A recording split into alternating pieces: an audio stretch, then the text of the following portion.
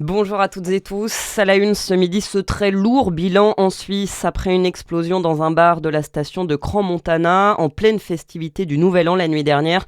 Des dizaines de personnes présumées décédées et une centaine de blessés selon la police locale qui vient de donner une conférence de presse.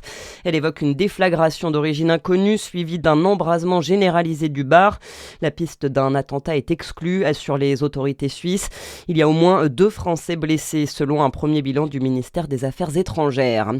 Dans le reste de l'actualité, la Poste commence l'année avec un nouvel incident. Les services en ligne du groupe sont inaccessibles depuis la nuit dernière. La Poste avait déjà été visée par une cyberattaque lors de la semaine de Noël, ce qui avait perturbé la distribution des colis. Une attaque revendiquée par des hackers pro-russes.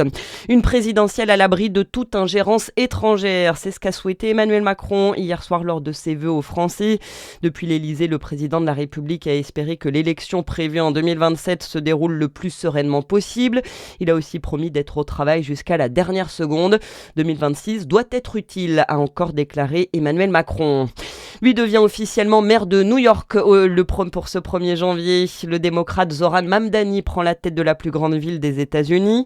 L'élu de 34 ans, opposant à Donald Trump, avait remporté l'élection en novembre dernier avec un programme de gauche.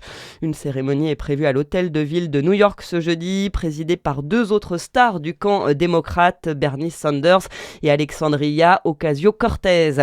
Et puis une fausse alerte pour le piton de la Fournaise à La Réunion. La préfecture a interdit les accès au volcan après une intense activité sismique détectée à faible profondeur.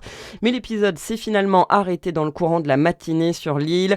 Le risque d'une éruption imminente s'éloigne donc, mais la vigilance reste maintenue. La dernière éruption du piton de la Fournaise remonte à 2023. Et c'est la fin de cette édition. Bonne journée et très bonne année à notre écoute.